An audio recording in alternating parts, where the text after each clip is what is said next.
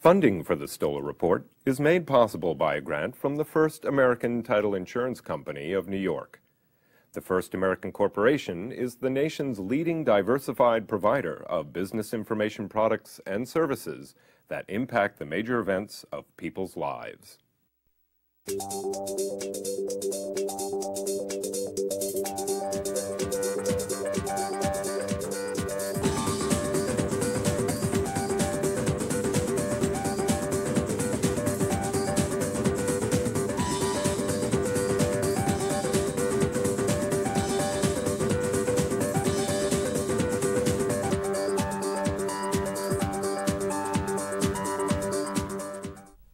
Hello, my name is Michael Stoller, the host of the Stoller Report, Real Estate Trends in the Tri-State Region.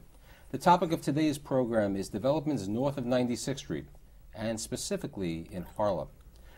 Today I have 6 distinguished individuals as panelists. I have James Simmons, partner at Apollo Real Estate Advisors, LP, Gerald Migdal, or Jerry Migdal, president of Migdal Realty, Joseph Holland, president of Uptown Partners, Louis Dubin, president and CEO of the Athena Group, Kenneth Knuckles, the president and CEO of the Upper Manhattan Empowerment Zone Development Corporation. I don't want to miss anything. Very good. No teleprompter anyway. And last but definitely not least, David Blumenfeld, vice president of the Blumenfeld Development Group. About a year and a half ago, or maybe closer to 2 years ago, I did a show on north of 96th Street, and I had a very distinguished group. I had Deborah Wright, who's the president of Carver Federal, Eugene Webb, who is the preeminent real estate broker in Harlem, a person by the name of Michael Caridi, and Michael Balkin. And at that show, Gene Webb I asked Gene, how do you end up in Harlem? And why do you leave Tuscaloosa, Alabama, 40 years ago? And Gene explained to me and to my audience that Manhattan Island is a fish. And since it's a fish, the fish has certain parts. The head of the fish is lower Manhattan, and the tail of the fish is upper Manhattan. And Gene said, but the sweetest part of the fish is the belly of the fish, and the belly of the fish is Harlem. And Gene emphasized, and I think sitting with the 6 of you prior to the show, I think all of you understand what's happening north of 96th Street and in Harlem. But first of all, I want to know why Lou Dubin, who has developed properties on 5th Avenue in Manhattan, on the Upper West Side in Virginia, and now in Jersey City next week, decided to develop a property north of 96th Street in Harlem? Well, it's a very good question. I mean, Harlem and our focus has been Central Harlem. It's really one of the great neighborhoods in New York City, and terrific mosaic, unbelievable architecture, great history. Our particular site's on the Park, and there are a lot of people that are from Harlem, a lot of people that are on the Upper West Side, Upper East Side, that really look for an opportunity to live on the Park in a tremendous area that has a little bit more value than the Upper East and Upper West Side that you're looking at $2,000 to $3,000 a foot. So people look at Central Park North, and they look at Central Harlem and East Harlem as some great values and a great traditional neighborhood with great transportation. You know, Harlem in the late 1890s was predominantly Jewish, Eastern European Jewish, German. Oscar Hammerstein lived there, the Salzburgers of the New York Times. These people were there. Then in the 1960s, everybody abandoned Harlem, right, Ken? Yes. Everybody wanted out of Harlem. In 1972... Well, not everybody, but many people. Many people. 1972, on 125th Street, there was a psychiatrist stabbed in front of, I think it would be right off next to the subway, to the Grand Central. For years, nobody wanted to go to Harlem. Nobody wanted to go north of 96th Street. The dividing line was always north of 96th Street. Why did David Blumenfeld and Blumenfeld Development Group try to get involved in 1994 and build a a major retail center. Well, we didn't look at Harlem necessarily as Harlem. We looked at Harlem as part of Manhattan. And every day when I would get in my car... But as Gene said, it is part of Manhattan. It's the sweet part of Manhattan. When I got in my car every morning, I lived on the Upper East Side and commuted out to my office at Syosset and drove by this piece of property on the FDR Drive. For our audience, the property, would you tell the audience property a little bit? is the old Washburn Wire Factory on the FDR Drive from 116th Street to 119th Street. And I'd get in my car every morning and I'd drive by this piece of property and I'd say, my God, this is such an incredible piece of property that you could put what we were building at the time was big box retail, a Home Depot or a Costco. And more investigation into it realized that it's Harlem itself is incredibly under-retailed and incredibly underserved. But what took 11 years? It's 2006. This is 1994. You're ready to go over there. What happened? You were involved in this community at that time. What happened? You were on the city planning. Why do we have all these problems? You know I wasn't going to be quiet. Well, I think a couple of reasons, and I think David now is on the threshold of building that project. But commercial projects, I think, have historically always taken longer to do in Harlem for lots of different reasons.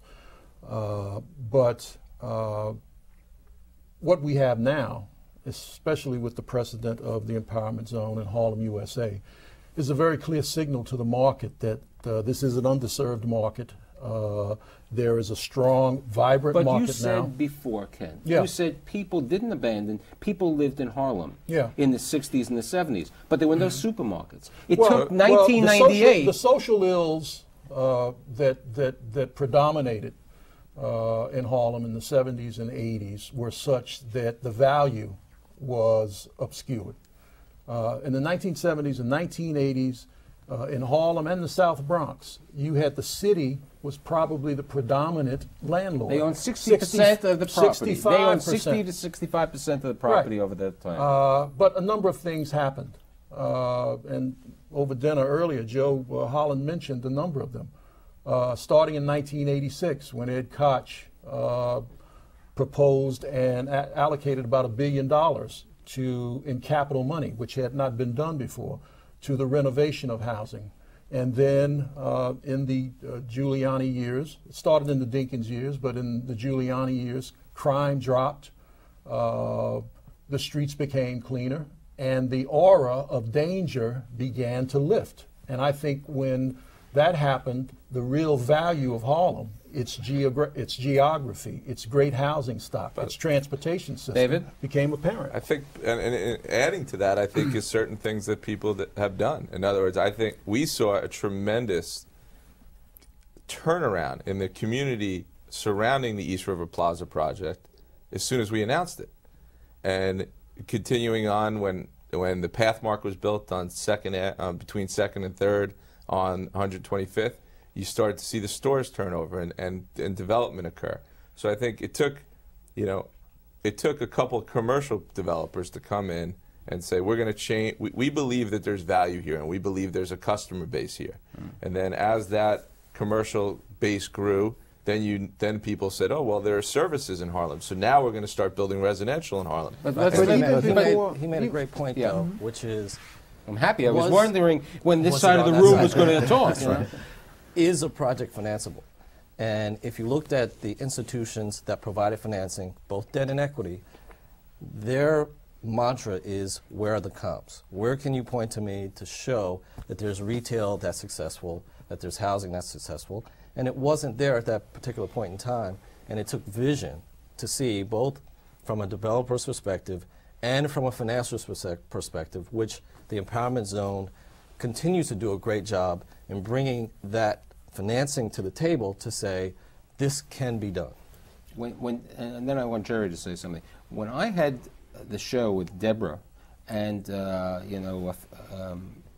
Naomi Bear from Fannie Mae, and they said in 1998, when they were trying to finance housing, they couldn't because there were no comps. There were no purchases, no redevelopments in residential to get retail. There was no retail going on there, but there was no residential. Jerry, There was no real lending that was going on. Even in the first real estate boom of the 80s, Harlem never really revived. There wasn't the private development that was going on there. The banks weren't lending. If you borrowed, if you did any developments there, they were subsidized, or you had to do Freddie Mac financing. You weren't getting traditional bank financing. It wasn't until the perception really changed in the 90s. Then why did you go there?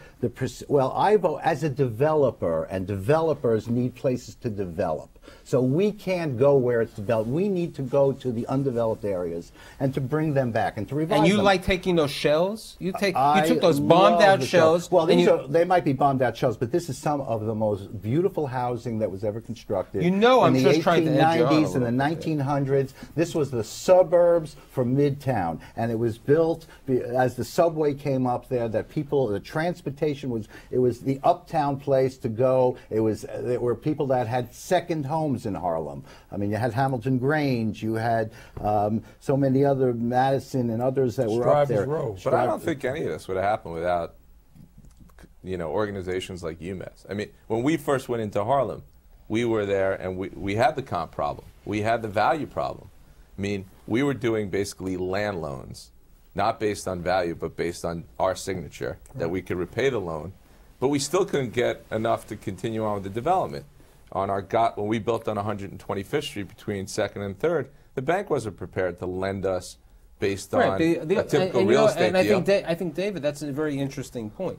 You built, the Pathmark was built on the corner of Lexington Avenue between Lexington and 3rd Avenue. Correct. 48,000 square foot Pathmark with a Chase Manhattan Bank in there and a 99-cent store next door. Correct. Then, I mean, where you were, there were vacant lots or parking lots or other situations. It was an old burnt-down theater. Burnt-down theater, and then you took this over, and you put in a Fleet at that time, Payless. Payless Shoes, Children's Place, Foot Action, I mean, all national retailers.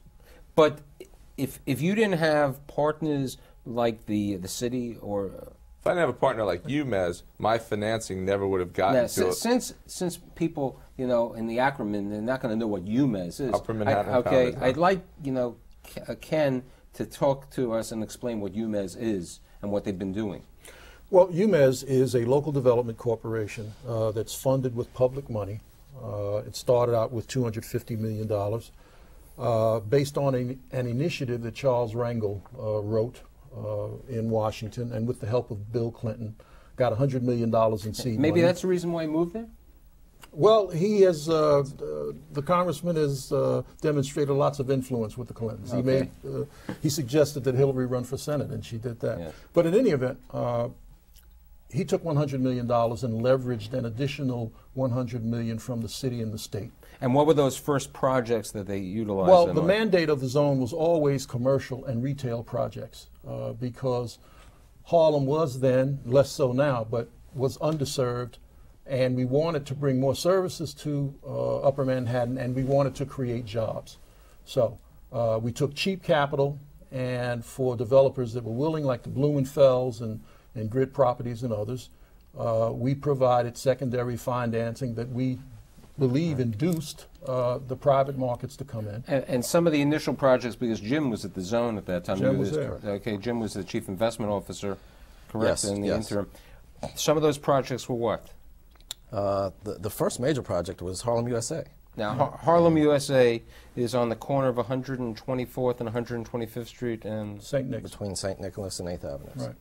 And that was the proof that a project could be built, it could be tenanted, and the tenants would do well. But Mickey moved out. The Disney store closed. Well, that was not peculiar to Harlem. Right. They They got out of closed the retail across- business, across the period. country. And they were They closed quickly across the country. replaced by a bank. I know, a There's big no- commerce bank. Yeah. Which the community Michael, needed I a think- lot more. Yeah. I think we're we're missing waiting. one important point here. As important as government policy has been through UMass and other initiatives, and important as government policy with Giuliani's crime initiative, the community of Harlem, because I came to Harlem in 1982 when it was at its low point, but there was a community there represented through its block associations and its neighborhood groups and its churches and its small businesses that held that community together, even through all of the drug scourges and the crime problems. It never got as bad as the South Bronx. And because it was at a certain level, when you had some strategic government policy, and then you had some entrepreneurs and some investors come in at an early stage, you were able to jumpstart it and have a turnaround, because we're clearly in a renaissance now. No, I agree, but you know, let's look at what happened. I mean, Lou is going in there now on a beautiful project off the park. Jerry has taken some of these historic, beautiful brownstones that were in need of repair, but there were a lot of vacant land. It was, you know, as we said, the city owns 60, 70% of the lots over there. The only things that were really built there were due to what we call the Cornerstone Project, where the city gave the property for $1. Today, you know, and what was really nice, and some people were fortunate, they were able to get into something we would call limited equity co-ops. And someone on 116th Street, and I think that was, I remember Jeff Levine and Alan Suna saying to me, no one thought they would get it. If they didn't have the city getting the property for zero and other situation, and they had difficulties over there. But that property, for those people who were lucky enough to own a limited equity co-op, they were able to get a 3-bedroom apartment for $130,000. But it was due to a lottery or certain other situations. What happens today? You know, in today's New York Sun, which I happen to write for, there was an ad about Harlem brownstones and condominiums. And it says there are 4 luxury brownstone buildings selling for $777,000 to $794,000. Those are on 302 West 140th Street, and also on Edgecombe Avenue and Bradhurst Avenue. And then there are also going to be 13 luxury condominiums selling for $230,000 to $495,000. And these are going to be large apartments. I mean, a townhouse, this will be a 6,000 square foot brand new townhouse. But in order to get this townhouse, the application says, first of all, if you live in Community District 9 or 10, if you are an active New York City policeman, if you're a municipal employee, and if you're one of the 2,500 people who, Ken, as we said prior to the show, 2,500 people will apply for this. Right. So one thing that we brought up before the show is this is a problem not only in Harlem, it's a problem in the city. That's right. We have an affordable housing problem. Well, but, you know, in Harlem, we have affordable housing problems that are going to be everywhere. As Harlem, like any parts of the city, is now being filled in. So there's no like dips and valleys where there's Manhattan and then you've got Harlem and you've got some Lower East Side and whatever. Everything is now, we have an even playing field. It's where people look at Manhattan as a whole now, from end to end, as the big fish. And there are some fabulous parts of it that haven't been developed, that the values are greater. So people now are looking for greater values, and when you look at condos or townhomes per square foot costs, and you see Harlem is 50% of downtown, it is still way too low, and it's still a great value. And I think that's a great lead-in to your project, Joe, which is the Lenox. You're building this project. It's on Lenox and 129th Street, and it is a market rate project. No government money, no subsidy, a private deal on private land. And that's where Harlem is today. And you opened up the sales office 6 weeks ago? We opened up 6 weeks ago, and we're a third sold. And the average price? Average price is about $600 a square foot. So $600 a square foot.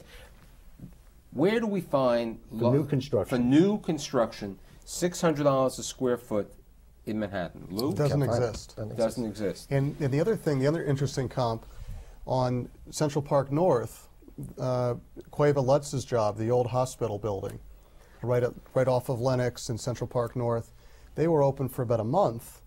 They sold out at about $8.25 a foot. It's a little bit different location because you have the park views and the rest. Private deal, private building, you know, commercial or market rate financing. And that I couldn't agree with you more. I mean, there is a real surgence right now of market rate deals, and one of the issues I think for Harlem, or certainly Central Harlem, is what does Central Harlem do with these market rate developers that are coming in and building market rate projects without subsidy? Because there is a desperate need for affordable housing, and when we do this on a private basis, we're not responsible for the affordable housing component. Right. But I think what Ken said prior to the show was, in many parts of the city, in order for a landlord to build a larger building, what they have is inclusionary zoning. And under the inclusionary zoning, if off-site or on-site, whichever way, you build some affordable housing, there's a mass. So if you can build 100,000 square foot, if you build inclusionary zoning, you can build 20% more, so you can build 120,000. But it's not written in stone yet. I don't think there's a formula yet. I think it's a negotiation. There is a formula in Manhattan. Okay, there's a question of the formula because of the downzoning, which we discussed, in Harlem over there. But that's perhaps the way.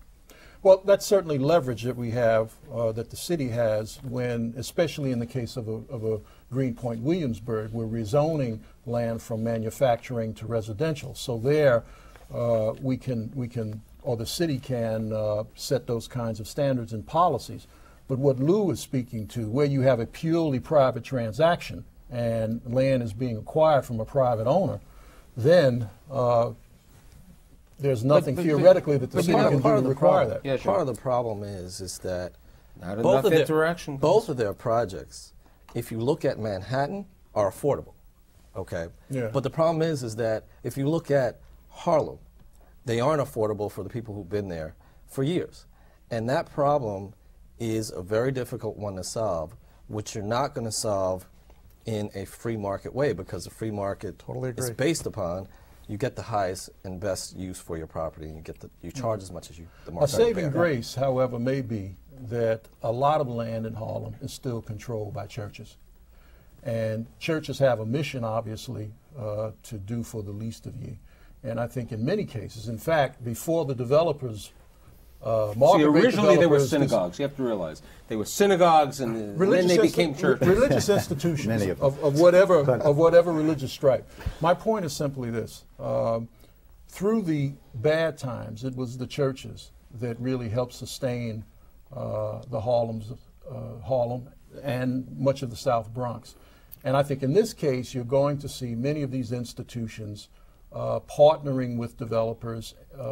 Many of them are nonprofit developers. I believe like Mr. HCCI. Holland over there is partnering. I want to thank Ken for that lead-in, because my deal, the one that we're building now and the one that we're about to deal, both of those are with churches, and we have win-win scenarios where, yes, we're doing market rate condos, but we're also building facilities, much-needed facilities, for these churches so that they can further their spiritual and social missions. No, we're not doing affordable housing, but we are helping community-based institutions strengthen their mission so that they can serve the community. I think even the churches, based on his formula, they're going to build what's going to earn them the most amount of money for the church. The churches are desperate need of money. The churches, nonprofits in New York City today are taking the lead and being realistic to sell off their property.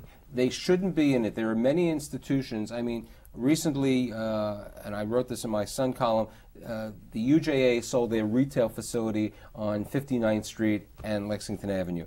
They should have sold it. They got $107 million. $107 million for the retail was a very good idea.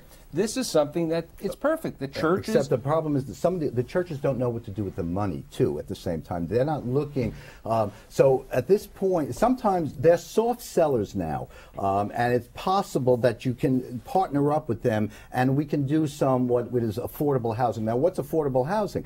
At $600 a foot, it's affordable for more of the middle class and more of the moderate income. I mean, affordable is low and moderate. We're trying to create housing that'll have the service industries, that the policemen, the teachers, the people who need to live near the areas where they work. But that's the situation. What the city did with the Cornerstone programs, with the limited equity co-ops, that's what they did. Okay, near the hospitals. No, that's not true, Michael. Because on our project, because of the interest rate environment, interest rates being where we are, if you have a two-wage earner family, say an MTA worker and a nurse, some of our units in our market rate building are within reach of them. And in our early purchases, we're finding those kinds of purchases coming to the table. But if you're talking about truly affordable housing, the problem is the math doesn't work, because it's going to cost you $250, $300 a foot just to build a building. Especially, you know, as we said you prior, even if you get the land for free, you cannot afford to sell a unit for the $120,000 or $130,000. Nobody's building rental houses. Correct. You know, it's all for condos. Jerry, so you know, it's never I said affordable. Prior to the show, we spoke about some exclusives that one of the brokers in Manhattan, Massey-Knackel, is selling, and they sent out a delivered vacant site, a lot off 125th Street and Madison Avenue, and they're asking $15.5 million, which is probably $250 a developable foot. Lou, a year and a half ago, land north of 96th Street was selling for less than $100 a foot. You were able to buy for $60 a foot. Part of what you see there is there's two factors that go into that. One is obviously the success of everybody here and their housing projects, and obviously as they sell out, the prices go up and up and up. So you're going to see the land values go up and up and up. And then what you have is in certain instances, like in the instance of East River Plaza, where we had to square off the property, we paid the last two guys whatever they wanted to go away. And the comp is what Max Lucchese gets, they get a piece of paper that says, this guy sold for $400 a foot, so we should easily get $250 a foot. And I think the values get blown out of proportion. Let's talk about East River and then certain things that are happening north of 96th Street. You were saying prior to the show that Manhattan is finally going to have a Costco? Manhattan is most probably going to have a Costco. And there's going to be another Home Depot? And there's going to be, different from what Manhattan has now, it'll have a typical suburban Home Depot. Right, because Manhattan's Home Depots today are really expos in disguise. Really expos in disguise. Yes. Right, and I know you had a Home Depot expo that you built at the Boulevard site. Yes. And that's now becoming a Home Depot. That's becoming a Home Depot, so they're changing that. But besides that, there's this talk about hotels. We discussed this over here, and I believe, Jim, your company is looking to try to develop a hotel. That's correct. We are on a wonderful site. We are one of the finalists for a site that's located between 7th and 8th Avenues. Very historic site, and we're trying to do something very exciting, which I won't talk about, but we definitely believe that Harlem, Upper Manhattan in general, is ripe for some hospitality. There are over 500,000 inhabitants north of 96th Street, and there's not a single hotel.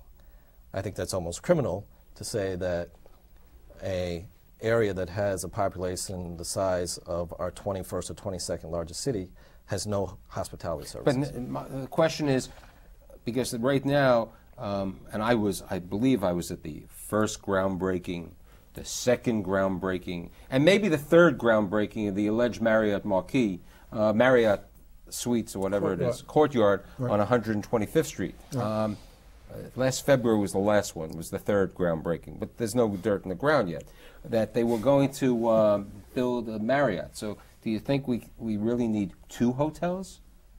I think the market can support it. Because it's not dependent on Harlem proper. I mean, a hotel in Harlem on 125th Street becomes a regional kind of presence. And for years now, we've heard, certainly in the African-American community, we don't have anywhere to go for our social functions. We always have to go to Midtown. No, the catering, hotels. The catering, there's no question that there is a catering need of a facility. I mean, Chelsea Piers, I think, was a great example. Everybody thought it was a failure, but the catering facility at Chelsea Piers is very successful. So my point is that a hotel, or possibly two hotels, will draw not only from Manhattan, but from southern Westchester, the tri-state area. But perhaps, these are two luxury hotels. And I was saying prior to the show, and I mentioned to David, because of the zoning situation, you can build a hotel on an M1 manufacturing site. What's happened, because New York City has lost 3,000 rooms. Conversions have made a change. The Sheraton Russell's closing later this year. That's going to be another hotel. The Plaza, we know what's happened, the Stay and Hope and all the others. But what has happened is a number of these 80 rooms, 105 rooms, 130 room, Hampton Inns, Hilton Garden Inns, all of those. That, I think, is something that could be built. But until you get real business in Harlem, I mean, outside of the state agencies, that's going to be a difficult sell. You know what? Let's get to the state agencies. Who are the tenants? We have office buildings in Harlem. Do we have law firms? Do we have these? Do we have computer companies? Do we have investment bankers? No. And I got to tell you, my opinion, the biggest tenant that the city blew was when they let BET move out of Harlem. BET moved out of Harlem? BET moved out of Harlem. Yeah, and there was not much that the city could do. BET was headed to Harlem, headed to David's building, but almost at the precise time. Am I right, Jim? BET Wait, was BET sold. was going to move to your building? BET was going to move into Gotham Plaza and put studios on 125th Street, similar to... Yeah. They were at 106. To where we are here. They were at Yeah. 106 in Park, and they were going to move to gonna move to his 125th building. Street. But at that point, BET was sold That's correct. to Viacom. Viacom. It's Viacom. And UMass did everything they could Right. to keep him there, but I think the city could have... But what you're saying is that the tenants in these buildings, and two buildings are up for sale. The building where the president is, the two Cogswell buildings off 7th Avenue are being sold, and a beauty contest because they're good tenants. The city agencies, the state agencies are good tenants, and I understand they're going to go for probably close to $350 to $400 a foot. Well, I think in the commercial area, we are where we were 10 years ago with regard to retail. Before Harlem USA happened, there was no sense that there could be a strong retail mall-like presence in Harlem. I think one day soon you're going to see a major commercial tenant move to Harlem, and that will start. I agree. But you know what? What about Ratner's property when he was building on 125th Street, where the H&M? First of all, he was planning a hotel. In the original plans, reading through, a hotel was planned for that site. The hotel component never took place, and he also hoped to get some regular commercial tenants. And the only tenants who moved in there were state agencies. Well, I think there was a huge opportunity missed there because that was post 9/11, and we were attempting to attract as many of the tenants that were displaced to Upper Manhattan. Some went to Brooklyn, some went to Jersey, some went to Westchester. But I think that, as Ken alluded to, it's going to take, as it would have taken them, an individual or company with foresight to say, we're going to take a major chunk of real estate in Upper Manhattan and place 150, 200, 300 employees there. And it just hasn't happened yet. I agree with Ken. I think it will happen, but we're just not there We're yet. still in the early stages of development, of bringing in market rate people, of the type of condos and housing that is really attracting more of the affluent, even the affluent Jerry, minorities that are coming. Tishman Speyer Properties are planning to build 1 million square feet of space in Queens Plaza in Long Island City. The commute from 125th Street to Midtown is about the same time as it is from Long Island City. Long Island City doesn't have the restaurants, the amenities, the retail. Long Island City really needs that type of work. Or the transportation. They have a number of lines, but they always break down. It's just, it doesn't work. But if you look at Long Island City, if you go back to what Ken said, MetLife planted in Long Island City, and it's beginning to start. Citibank planted there a long time ago, but I don't think they were in the right spot. They weren't in the heart of Long Island City. They were sort of on the outskirts. MetLife, the property where MetLife moved, which was owned by the Brouses, was being prepared as an internet site. It was, it was global. It was during the period of time that everything was internet companies. And when the internet bubble died, the Brouses were very fortunate that MetLife had CS First Boston take their property, and they found a very good deal, and the city also gave incentives as opposed I to... might disagree with Ken a little bit. I think what you're going to see in Harlem is you're going to see small businesses start to move there first. Well, Because it's affordable, it's accessible, and the amenities are there. well, ideally what we want is a mixture of both, but I still believe that there will be an anchor tenant. Well, something has to lead the Renaissance. Yeah. And in Harlem, what's led the Renaissance is the housing boom. First starting with the brownstones and now coming with the market rate developments. That's been the leader. And now what I think is going to happen, and Ken is doing a great job with the emphasis on cultural development and institutions capitalizing on Harlem's legacy, on one of Harlem's assets, is that it's been, you know, the mecca of culture in Black America. And there are programs that he's developed and others are looking at where that will, I think, jumpstart sort of the commercial office development. And I think another project that people aren't aware of, which is going to open up in January, is probably the largest auto facility, you know, the GM... in all of Manhattan, and the all of first car Manhattan. delership north of 96th Street in 50 years. It's a General Motors Potamkin joint venture on 126th Street, 127th Street and 2nd Avenue. And it is visible from the FDR if you're going south. It's visible from the Triborough Bridge as you're coming off. And it's going to have about 250 jobs.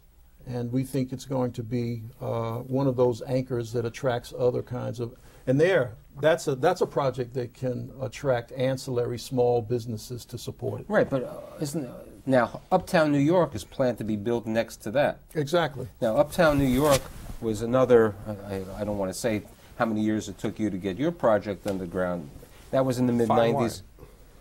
Excuse me? It's a fine wine. It's a fine line. It's taking some time. But that was planned originally to be a full retail site, right? It was planned to be a retail site, but I think the realization was looking at those 2 square blocks, you know, this was a real opportunity to provide density and mixed use. So that's what it's going evolved to. to. So what's going to be over there, and you know, because that's going to be changing. Well, the site will have to be rezoned because it's an M1 site now, but it will have to be rezoned to mixed use, and you'll see retail. You may see some performance space, and you will see a mixture of market rate and affordable housing. It's gone through various variations of what it was. Right. I mean, I think it started off very similar to what an East River Plaza project was. And then I think it took a turn towards an outlet center. But that I mean, it's a wasn't, big site. that wasn't going to fly in Manhattan. It's 2 you didn't square think an blocks. outlet center would? Well, I'm partners with Tanger on a project out on Long Island, and I know it wouldn't fly in Manhattan. I mean, it would just never be allowed. So, Yeah. You mean it's the zoning or a certain? no, the retailers would never let outlets open up that close to the central core To of retail. shopping in Radius America. clauses. No, radius clauses. Yeah. Okay. Right. But you know, if you look at that site, and if you look at other sites that are in Upper Manhattan that are along the water, those sites are prime for rezoning. So if you look at what's going on with Sherman Creek, if you look at what's going on in Manhattanville, and if you look at areas up in Washington Heights and Inwood, that's some of the prime waterfront real estate that right now lays fallow. And to look at reutilization of that. So being a that space- developer, I have plenty of developers here who are basically quiet tonight. It's really, you know, what do you think we're going to have this redevelopment on the water? In the South Bronx, in we this- will. I think, you know, over No, time. we want to stay in Manhattan. Manhattan. Northern Well- 96th Street. Lou wants to build some work Well, here in the parts of the Bronx. There's a piece of the Bronx that's part of Manhattan, of Marble Hill area that's still on the other side of the river, that is still Manhattan, that people don't know about. But Spite and Dival. Spite and Dival area. But New York City is one of the few cities that hasn't even bothered with their waterfront. We haven't needed a waterfront for a revival like other cities have. And I think, you know, when we get around to it and we start rezoning in East Harlem and in the South Bronx, that the waterfront will be a major attraction and we'll be able to really build some quality housing and some major projects. Even back in over there. in the 80s, there was a proposal for a Harlem on the Hudson project. And that has come back at various stages over the years. But You know, I agree with Jerry. I mean, there's great there a potential So the Harlem there. Pier, Isn't there a we've project invested for us? $6 million into a renovation of the entire Harlem Pier at 125th Street from 125th to On the west 133rd. side, Yeah, on the west side. Fairways, Right. parking will be moved inland, and that's going to become a grassy knoll kind of plus a pier, and hopefully. I can't tell you what we some spent trying to entertainment save uses. the bridge over the FDR Drive and the pier. And, you know, we had it all engineered. We had everything worked out to incorporate it into our project and have the water taxi stop there. And at the time, the Giuliani administration just wanted it out, and they took it out. And I think today there's a regret that it happened. And the city is on your earlier point about the waterfront, the city has started to, through the City Planning Commission, of which I'm a member, rezone and revitalize lots of its waterfront. The Lower East Side, there's a plan for that. There's Greenpoint, Williamsburg. As I said, there's the West Side piers. They are looking in Washington Heights as well. So you're going to see, I mean, there's 445 miles of waterfront in the city of New York. It can't all look like the French Riviera, but you're going to see lots of degraded waterfront now. Right. Really started to be What about the starting to downs? be replanted and We revitalized. spoke earlier before the show about, David was saying density, the zoning, the community boards are having problems. They don't want to allow you to build. You have the site over there, which is a perfect site on 125th Street, that you could build housing on top of it. Yeah, we, like Ken said, we've gone in with a denser, well, the property is zoned M1, so we've gone in and said we'd like to increase the density, and we would, if we did it, build some 80-20 housing, so that there would be some affordable housing component to the unit, to the development, so that way increasing the density allows you to sell some of the apartments cheaper.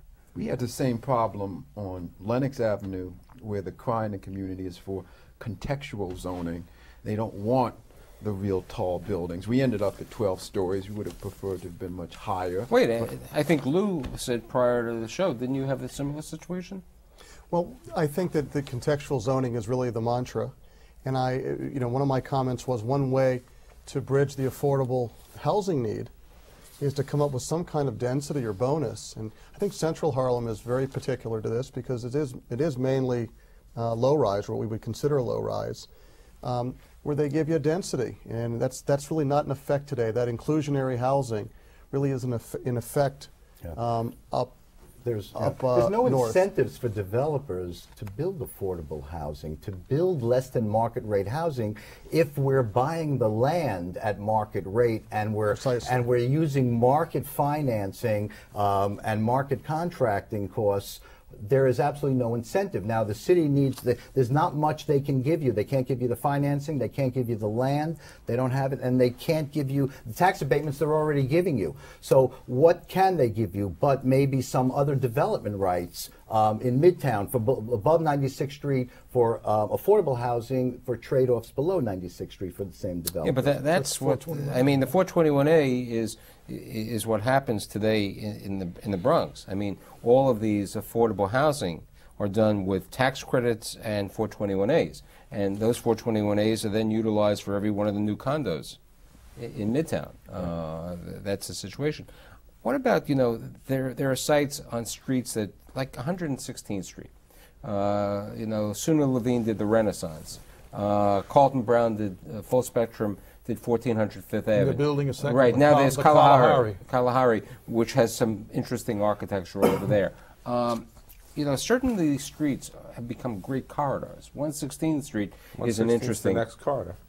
116th Street will be the next 125th Street. Yeah, but look what happens at 145th Street, though. It grew up overnight. From 2 years ago, there was no development, and now it became like the second greatest street. We were talking prior to the show about near 116th Street, 117th Street, the property that you own, yes.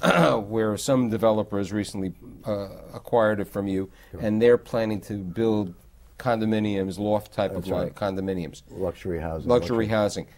What for my audience? What is housing cost in East Harlem, Central Harlem, and West Harlem. New construction? Yeah, new, on new renovated, condominiums? or, you know. I mean, I have brownstones that I am doing and converting to condominiums, and I'm trying to do them below $600 a foot, in the $500 a foot range, to make them affordable. Now, these are brownstones. How many units are in the apartment? They might be anywhere from 3 to 6 units. Small condos, small brownstones. Instead of selling single-family houses or 1 to 3 family houses, which are very difficult to put together, sell off floors, floor at a time, or duplexes, and give them square footage, where they're buying it at less than half of the downtown prices. And you're getting lovely brownstones and backyards and roof gardens and terraces and the like. And there's a great demand for that, but we can't get enough of it. There's not enough housing like that. The new construction is obviously more expensive. I mean, I was than doing the a lot of rehab. research prior to the show, and there are a lot of new developments. I mean, on these little parking lots that used to be there, or on the other sites, and, you know, people are asking $800, $900 a foot. I mean, certain people, I was noticing, $1,100 a foot.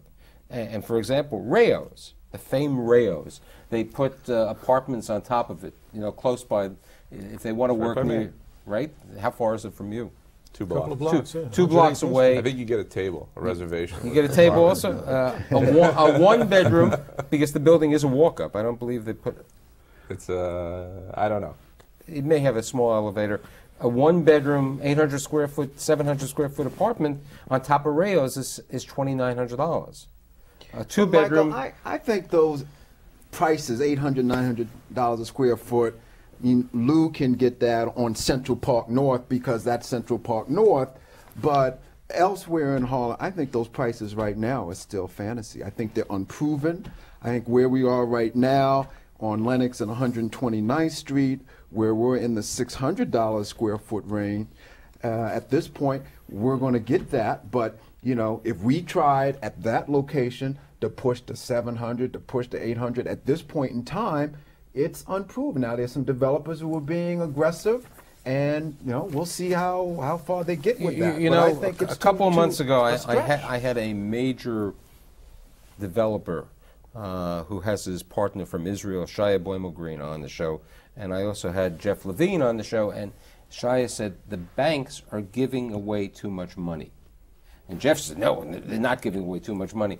Do you think the banks are giving away too much money north of 96th Street? No, I don't think the banks are giving away too much money north of 96th Street. I think there's still concern.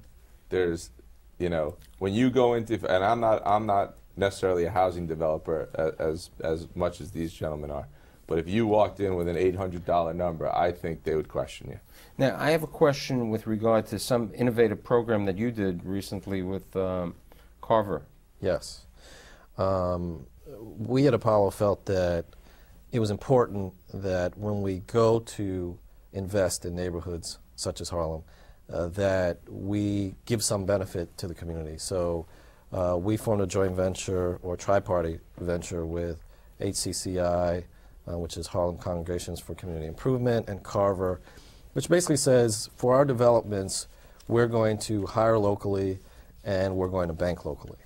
And we feel it's the appropriate thing to do. So we feel strongly about that, and we've made the commitment to do it. But aren't you also doing mortgages? Isn't there some component of aiding in the mortgages? That's maybe correct. in the underwriting? Well, they're going to do the underwriting on the construction loans, and they're also going to do mortgages for the end buyers who are buying the condominiums if that's what we happen to build. So we think it's a win-win situation all around. And I think I dare say you'll see affordability reflected in those projects, at least. You know, we briefly discussed, and I think you said they'd move the parking lot of Fairway. Not yet, but it will be moved up. But I think Fairway is a great example of West Harlem, of what happened. I mean, they went in over there, and that store. Nobody was there. There was nobody there. That store is busy. Yeah. 16, 18 hours a day. Always, you know, people run over there. It's the primest situation. People from Midtown Manhattan take the bus up there. And now we've got Dinosaur Barbecue that's doing booming business there on 131st. Right. Jim said to me he couldn't believe it. Half an hour wait. Unbelievable, right? Yeah. Yes, it's unbelievable. And I will say, you know, I'll call myself wrong. I didn't think that Dinosaur was going to do as well as it did when it came.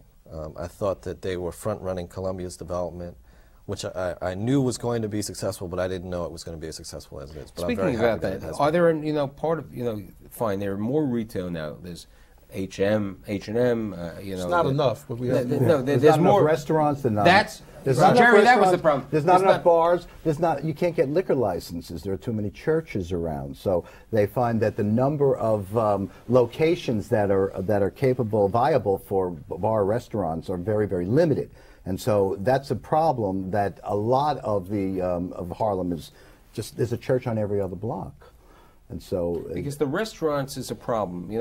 One of the things that I always do prior to a show, and all the time, I like walking the neighborhoods, and there aren't enough restaurants. But the restaurants and you know what? need liquor. You only have one Restaurants need Dwayne liquor. Reed. Yeah. No, I apologize. There are two Dwayne Reeds on 125th Street, but they're far away from each other. There are not really, only one Starbucks. And the alleged one lease at the Marriott is. But as bad as things are, Starbucks. if you turn the clock back 5 years, there was nothing. So There was nothing, and what you suggest and what you really describe as opportunity. And I believe that the commercial and retail market is going to continue to grow as the residential development continues. There's going to be commercial and retail development that happens to serve those markets. And I think we have the historical analog to that on what happened on the Upper West Side, where it started with the brownstoning and then the multi-family housing. Look, and if then you go had the on the retail. West Side from 60th Street to 90th Street on Amsterdam and Columbus, it moved one block by another block. It moved, and you have all the retail. Now you're going to have some retail in your property, right? What type of tenants do you think you'll see? We have a lot of the majors talking to us. We have some of the major. I mean, what type of major? We have some of the major gourmet food companies, some of the gourmet markets. We have, we could take our pick of any of the financial institutions. Every bank wants to open up anywhere. Every bank. And we have a number of restaurants. It's a prime spot, and you have Central Park there, you have a billboard right there on the park. There's one thing I did want to say about the housing stock, which is sort of under this whole conversation. There's not a whole lot of market rate housing today of new product. I mean, the bottom line is we're talking about converting brownstones. A 70-unit project in Central Harlem is a big project. I mean, you don't have the sheer volume and numbers yet. And that provides part of the opportunity. And it's also important to note that when you come out of the ground with a new building and truly build a new mid-rise or high-rise tower, that's a very different cost structure on construction. Absolutely. That's a different crew of people that are building it for you, typically a different land There's very little cost. inventory. There's very little inventory. There's very little inventory of rental housing stock that's being built. There's a great demand for housing. Everything is really absorbed immediately. Whatever's being converted or built is being absorbed right away. Everybody wants to live in New York. Well, and I think part of the problem is there's With limited. interest rates where they are, people can afford to live right. in New York. And we are that's the bottom New line. York That's why City no is one's now gonna rent. 38% foreign born, and we expect another 2 million people over the next 20 years to move here. I mean, from the census from 1990 to 2000 showed a great boom, 10% more of people in New York City. And that's going to continue to grow. And where are we going to put all these people? And there's going to be great diversity. And these are people that are coming over of different races and religions and ethnic groups, and makes Harlem a very interesting place, maybe one of the most important places, I think, in the world, because it shows prosperity with diversity and harmony. Those three together, you don't see that in other communities where people of diverse cultures and races and religions come together and live harmoniously, and we are really prospering. And Harlem is prime, I agree with Jerry, because of its history, because of the social problems in the 50s and 60s. You had a flight from Harlem. And who left? It wasn't the poor who left. It was primarily middle-class people who went to the suburbs. And so in this market rate housing that we're bringing back now, people say, what about the affordable housing? Affordable housing is important, but market rate brings back the middle class. The other thing with demographically, they've gone. I think the other thing you're seeing is, I noticed we're working on another project together with Ken, on 120th Street and Park Avenue. That's with the bakery, right? It's with the bakery. Humanoff and and Parsons. Humanoff and Parsons Sound is like moving there. accountants. Most likely Fatwich Brownie Company is moving there from Soho, from Chelsea Market, and next door I mean, Grace's. Citarella. Grace's Cittarella's Home. there. And not Grace's Home. Grace's Market is opening up? Is there. And they're all starting to open retail there, and they're starting to move their offices there. And I think they're doing it because prices where they are too expensive, and they're getting driven out. So when's Costco going to open? Or now, when do you think the first store? I don't want to say Costco. Late 2007. Fine, so I won't have to travel to Long Island City anymore. You'll be done traveling. I'll be done traveling to Long Island City. Mr. Simmons, you know, it's hard to believe, but we're pretty close to ending. Any thoughts on what you see in your crystal ball, James? You know, as Harlem has transformed to a pure market environment, which I think we are on the precipice of becoming, we're going to see more and more opportunities for people like those who are sitting around the table to continue to push that forward. And I think that that's a good thing rather than a bad thing, because, as Joe alluded to, having a more well-rounded community where you have every socioeconomic strata that's exemplified and that's existent, I think that that's what will push Harlem forward. I'd like to thank my guests today for a very interesting discussion about developments north of 96th Street. I think I'm going to change the title to really Harlem. As I said, Jim Simmons of Apollo Real Estate Advisors, Jerry Migdal of Migdal Realty, Joe Holland of Uptown Partners, Lou Dubin of the Athena Group, Ken Knuckles of the Upper Manhattan Empowerment Zone Development Corporation, and David Blumenfeld of Blumenfeld Development Group. Next month, we're going to talk about different types of residential developments, including supportive housing, affordable housing, inclusionary housing, and even market rate housing. Thank you.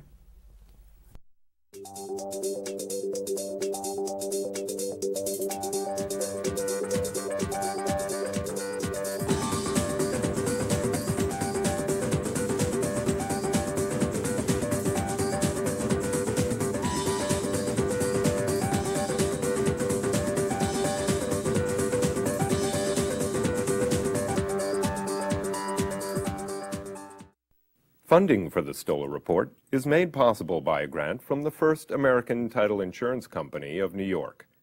The First American Corporation is the nation's leading diversified provider of business information products and services that impact the major events of people's lives.